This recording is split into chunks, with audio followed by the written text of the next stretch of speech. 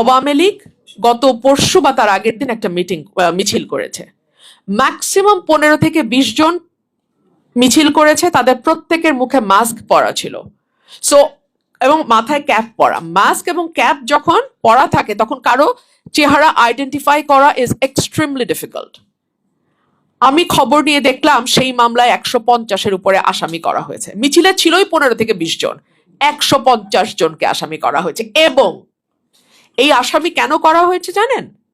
বাণিজ্য করার জন্য। বাণিজ্য করার জন্য ভয় দেখানো হয় ফোন দিয়ে, নাম কিন্তু দিয়ে দিব টাকা না দিলে, এত টাকা দিতে হবে।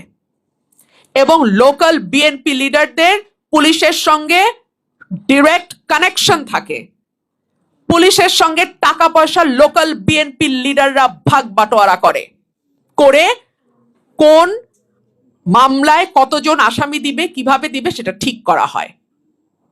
বিএনপি যখন অপোজিশনে ছিল তখন গায়েবী মামলা দেয়া হতো, আমরা বলতাম গায়েবী মামলা, ঘোস্ট কেস। ঘটনা ঘটে নাই, আসামি যাকে করা হয়েছে সে উপস্থিত নাই, কিন্তু তার বিরুদ্ধে মামলা হয়ে গেছে।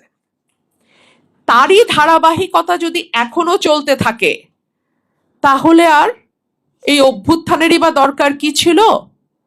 তাহলে আমরা কোন নতুন বাংলাদেশ, নতুন রাজনীতি, নতুন সমাজ, নতুন চিন্তা ইত্যাদি ইত্যাদি ইত্যাদি কথা বলি? একই তো ঘটনা, বরং আরো খারাপ ভাবে ঘটছে। তখন অন্তত বাণিজ্য শব্দটা শোনা যায় নাই, এখন বাণিজ্য যুক্ত হয়েছে ভুয়া মামলার সাথে।